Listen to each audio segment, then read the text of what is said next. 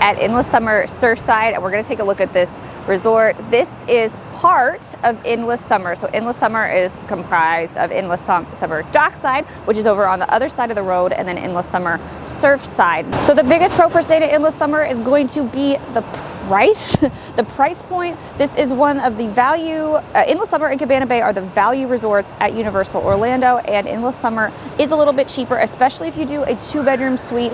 It's really economical, especially if you have a family of 4, 5, 6 people and you want a little bit more room. So downsides, you are across I-4 from the other Universal hotels. So you're gonna wanna take the bus. We have a video about the different types of Universal transportation, which I'll link up here somewhere. You're gonna wanna take the bus. You can walk, technically. It's not a really safe or recommended walk. So I would definitely recommend taking the bus. That's one of the downsides. It's also just a little bit more basic than some of the other Universal hotels. The pools are a little bit more basic, you know, no slides, nothing like that, no hot tubs. But Dockside does have 2 pools. Here at Surfside, there's just one, which we will show you. We also have a video of one of the 2-bedroom suites, which I will link. They have standard rooms here as well, but most people choose Dockside or Surfside for those suites because of their affordability. So if you're planning a Universal vacation and looking to do it on a budget, looking for a really economical option, I would highly recommend Endless Summer Surfside. I always recommend staying on site at Universal Orlando Resort. There's just a lot of perks to staying on site, and Endless Summer is by far the most economical option if you're still in the planning stages for your Universal vacation. I'm a Universal travel agent. I would love to chat with you. I will leave my information down in the description below. Now let's go take a look at Endless Summer Surfside.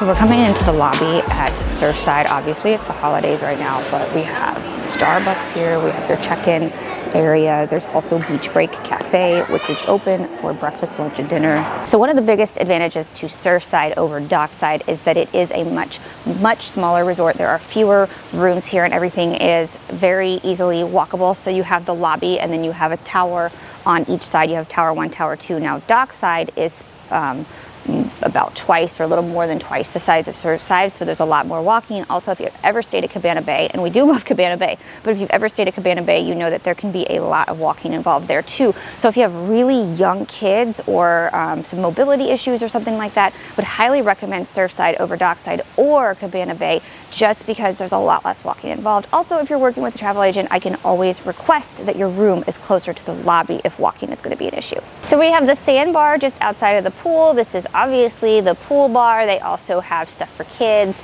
and you can get some snacks here as well. And then there's also the option to have pizza delivered to your room. So even though it's not a very large resort, there are a few different dining options here at Surfside. So like all Universal hotels, Surfside does have a gym here on property. There's some different machines. There's some free weights and cardio equipment. It's actually a pretty nice gym. Not very big, but as you can see, it's not super busy. So at all Universal hotels, there's an arcade or a game room. So there's one here at Surfside as well. So like all the other Universal hotels, Endless Summer has their drink package. Just keep in mind that this is not the same as the Coca-Cola one in the park. So if you have the refillable one from the park, you cannot fill it up in the hotels, and vice versa. These are hotel only, but they are a cute souvenir.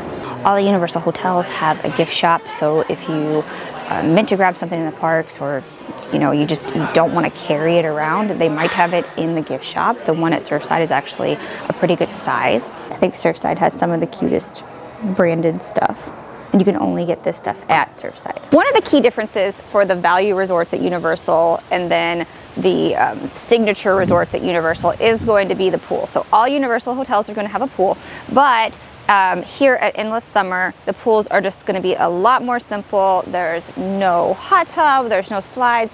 They don't really have pool activities like you would find at the signature resorts. Now, Cabana Bay is an exception to that because there is a lazy river, there is a slide at Cabana Bay. So that's kind of the benefit to staying at Cabana Bay. But I will say the Endless Summer resorts are newer, and you can definitely tell in the rooms.